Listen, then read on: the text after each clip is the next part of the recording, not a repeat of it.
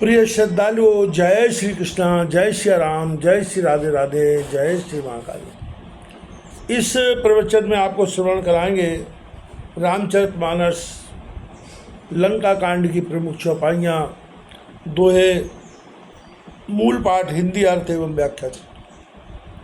हरि प्रेरित तेन काल मल दधिबल पहुँचाए, पूर्व बेह बावल निरक्षो कछु दिन रहा लुभाए। हरि इच्छा से उस समय वहाँ दधिबल बानर आकर पहुँच गया और बेहबाबलपुर की शोभा देख कुछ दिन वहाँ रहा। भाभी बस निश्चर शंकीशा, बरस एक पढ़ सुनो मुनीषा। गुरु एक बार कहो ऋषि आई, इतिहास है आप गुरु भाई। यह मुनिराज सुनिए, होनार के अधीन यह 21 राक्षसों के साथ 1 वर्ष तक पढ़ता रहा। एक दिन इनके गुरु ने क्रोध से कहा, मूर्ख, तू अपने गुरु भाई का मारने वाला होगा। बिन अग सुन दधिबल गुरु शापा, विदा मांग गवना कर दापा। मारग मिले देव ऋषि तेहि, कयो सुकंठ सुबन पग नेहि। दधिबल बिना अपराध गुरु का शाप सुन विदा मांगकर अभिमान पूर्वक वहाँ से चला गया। मार्ग में नारद जी उसे मिले। सुग्रीव का पुत्र दधिबल नारद जी के चरण पकड़ दंडवत करने लगा।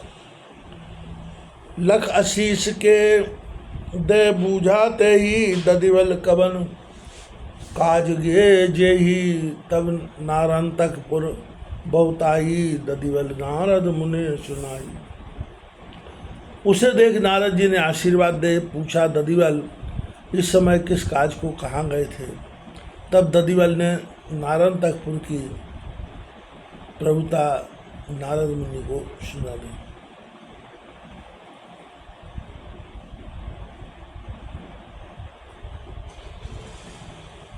सुन निशाचर संपत्ति भारी, रहे ब्रह्मसुत हृदय विचारी। क्षणक देव ऋषि के अनुमाना, बार बार सुमरे भगवाना। नारद जी राक्षस की अधिक संपत्ति श्रवण कर हृदय से विचारने लगे। श्री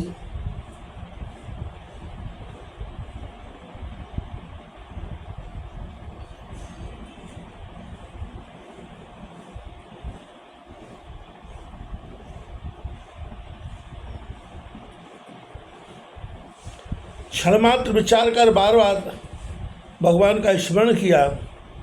दधिबल ते नारद कयो, सुनऊ तात चितलाय। तनु धर जे हरि भक्त नहीं, जन्म बाद जग जाए। दधिबल से नारद जी बोले, पुत्र मन लगाकर सुनो, जो शरीर पाकर नारायण के भक्त नहीं हुए, उनके जन्म जगत में व्यर्थ हुए। यह विचार भज राम ताता, उपजो सुनति ज्ञान मुनिवाता। ऋषि पद परस आशीषा पाई, कपिपत सुत गमनेउ हर्षाई। हे तात, यह विचार रघुनाथ जी का स्मरण करो।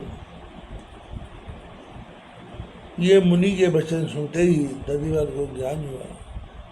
ये मान जाता है।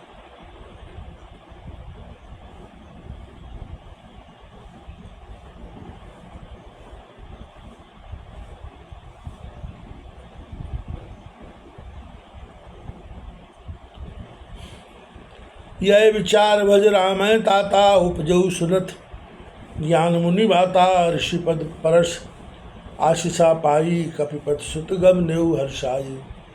हे तात, यह विचार रघुनाथ जी का स्मरण करो। ये मुनि के वचन सुनते ही दधिबल को ज्ञान हो गया।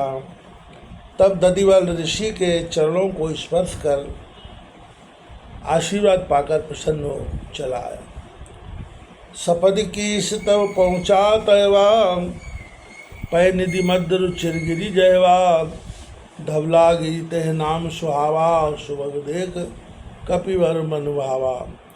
तब दधिबल शीघ्र वहाँ आया जहाँ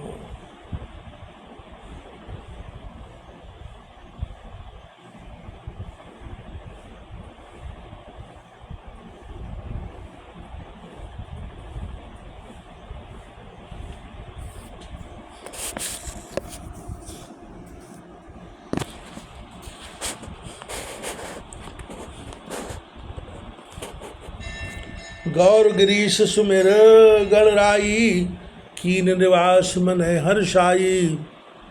नारद ताय दे उपदेशा, गए बिरंच धाम खगीशा। शिव पार्वती तथा गणेश जी का स्मरण कर मन में प्रसन्न हो वहाँ निवास करने लगा। हे गरुड़ जी, तब नारद जी उसे उपदेश देकर चले गए। उत दसमुख सुत विद्या पाई, जहाँ तहाँ कर विविध लड़ाई। बिंदु नाम एक निश्चर आहा, सो खल रहा वितल थल महा। उधर नारायण तक विद्या पाकर जहाँ कहीं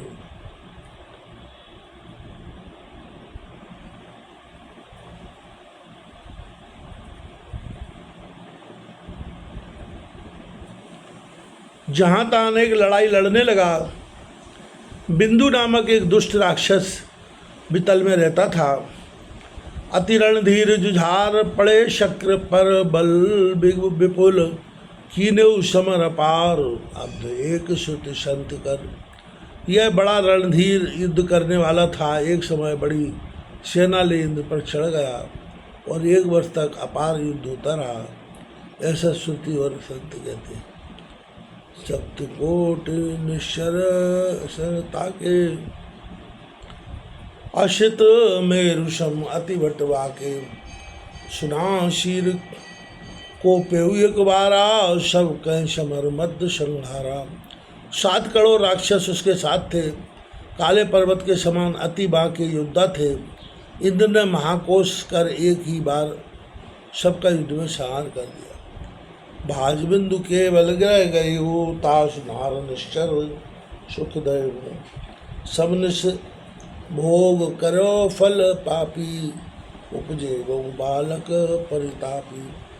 केवल बिंदु भागकर घर में आया। उसकी स्त्री ने उस समय उसे सुख दिया। उस दुष्ट पापी ने सारी रात उसके साथ भोग किया, जिससे अनेक मुख सुखदायक बालक हुए। सप्तकोट सुत नाना नामा, सुंदर वक्त सकल बल धामा। कोटि 72 तनया जाके, लाजय मृगलोचन लगी ताके। 7 करोड़ पुत्र, अनेक नाम के सुंदर मुख वाले, सभी बलवान थे। 72 करोड़ उसकी कन्याएं थी। उन्हें देखकर मृगियों के नेत्र लजाते थे। ये सब उसके राज्य की थी। सबको अपनी कन्यावत पालता था। इस कारण इसी की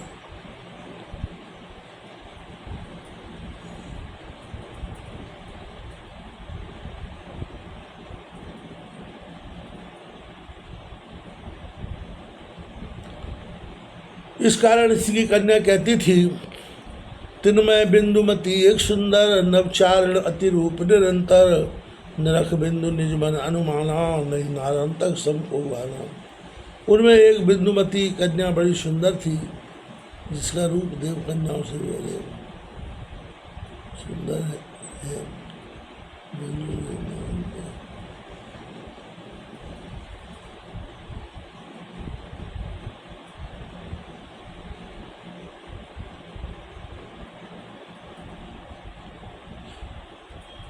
इनमें एक बिंदुवती कन्या बड़ी सुंदर थी, जिसका रूप देव कन्याओं से भी अधिक सुंदर था। बिंदु ने नारायण तक को देख अपने मन में विचार किया कि इसके समान कोई बलवान नहीं है। यह विचार चित बिंदु तब नारायण तक कह बुलाए, बिंदुमती आदिक सुता सुंदर साज समय। यह विचार कर बिंदु ने नारायण तक को बुलाया। बिंदुमती आदि सब कन्याओं को सुंदर साज सजाकर भेजा।